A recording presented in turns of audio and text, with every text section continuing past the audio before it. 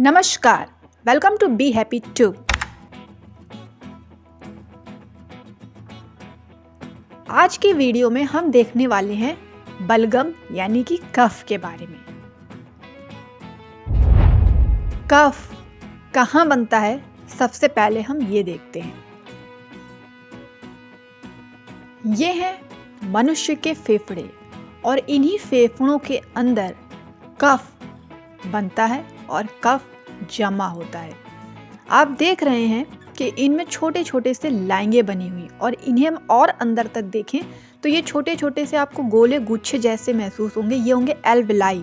इन्हीं के अंदर बलगम जमा होता है। अब देखते हैं क्या खाने से बलगम बनता है। चीनी मीठी चीज़ें खाने से, ठंडी चीज़ें जैसे कोल्ड ड्रिंक्स लेने से, दूध, तैलीय पदार्थ, बहुत ज़्यादा मीठे और बहुत ज़्यादा खट्टे फल खाने से भी बलगम यानी कि कफ बनता है।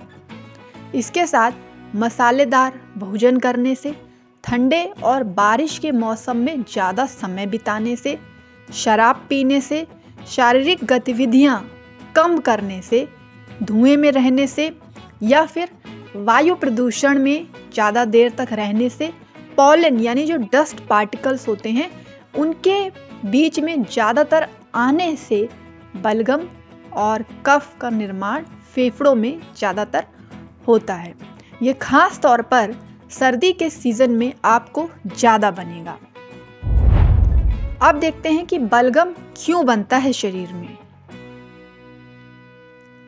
देखिए, अगर इन्फेक्शन हो जाए, चाहे तो वायरस से, बैक्टीरिया से या फंजाई से, या फिर फेफड़ों में सूजन हो जाए जिसे कि ब्रोंकाइटिस कहते हैं, दमा हो यानी अस्थमा हो, सीओपीडी की प्रॉब्लम हो, एलर्जी हो किसी भी डस्ट पार्टिकल या किसी भी तरीके की, टीबी हो, ट्यूबरकुलोसिस, निमोनिया हो या फिर लंग्स का कैंसर, फेफड़ों का कैंसर हो, इन सारी स्थितियों में बलगम बनता है शरीर में।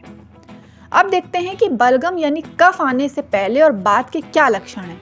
बलगम आने से पहले या फिर बाद में खांसी आती है, छाती में दर्द और जकड़न महसूस होती है, सांस लेने में तकलीफ होने लगती है, फेफड़ों की कार्य क्षमता में कमी आने लगती है यानी जल्दी जल्दी आप हाँफने लगते हैं, थकने लगते हैं, भूख कम लगने लगती है और नींद भी आपकी डिसबैलेंस हो जाती है यानी कभी नींद कम आती है और कभी नींद ज़्यादा आती है। तो बलगम आने से पहले और बाद में ये लक्षण प्रकट होते हैं। अब देखते हैं बार बार कफ आने की जांच क्या है।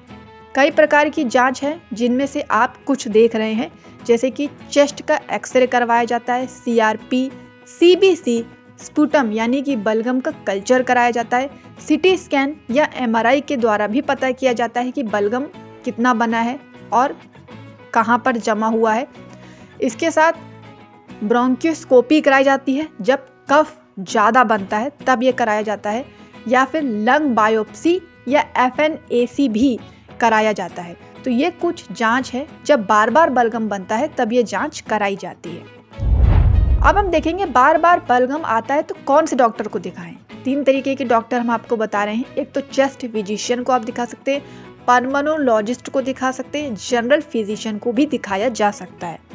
अब हम देखेंगे कि फेफड़ों में जमे बलगम को घर पर आप कैसे निकाल सकते हैं। पहले प्रयोग आप घर में कर सकते हैं, बाद में ना बने तो डॉक्टर को दिखाएं।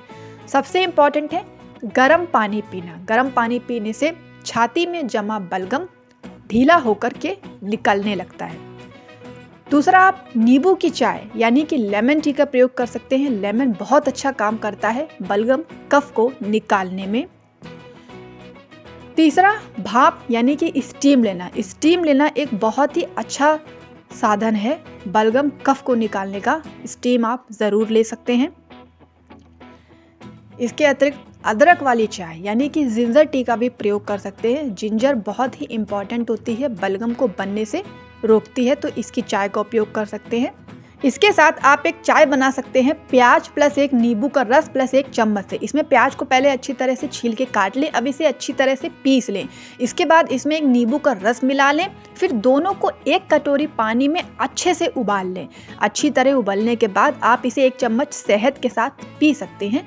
ये बहुत अधिक फायदा करती है कफ बनने की स्थिति में। यदि कफ ज़्यादा बनता है, बलगम ज़्यादा जमा होता है, सांस लेने में ज़्यादा तकलीफ होती, तब इसका प्रयोग करें। इसके साथ एक बहुत ही अच्छा साधन है गरारे करना, गार्गलिंग करना। ये भी कफ बनने से रोकता है, कफ को बाहर निकालता है। अब हम देखेंगे कि बार बार कफ यानी बलगम आने से बचने के लिए क्या खाना चाहिए, यानी कौन से भोज्य पदार्थ हैं जो बलगम को नहीं बनने देते। इसमें आप उपयोग कर सकते हैं चुकंदर यानी कि बीट रूट का, अलसी, फ्लैक्स सीड्स का, कद्दू, पंपकिन का, हल्दी बहुत इंपॉर्टेंट है कफ बनने से रोकने के लिए, नील बद्री यानी ब्लूबेरीज का उपयोग कर सकते हैं। साथ में फलियां यानी मटर, प्याज और लहसुन एक बहुत ही अच्छी औषधि है बलगम को रोकने के लिए। गाजर यानी कैरेट का उपयोग कर सकते हैं। अनार यानी पोमेग्रेनेट का प्रयोग कर सकते हैं। जैतून का तेल यानी ऑलिव ऑयल का भी उपयोग कर सकते हैं। तो ये वो भोज्य पदार्थ है जो बलगम यानी कफ बनने से रोकते हैं। इनको आप ज़्यादा से ज़्यादा उपयोग करें। अगर वीडियो आपको पसंद आए तो वीडियो को लाइक कीजिए, शेयर कीजिए। चैनल पर नए हैं तो सब्सक्राइब ज़रूर कर लें ऐसे वीडियो रोज़ाना पाने के लिए।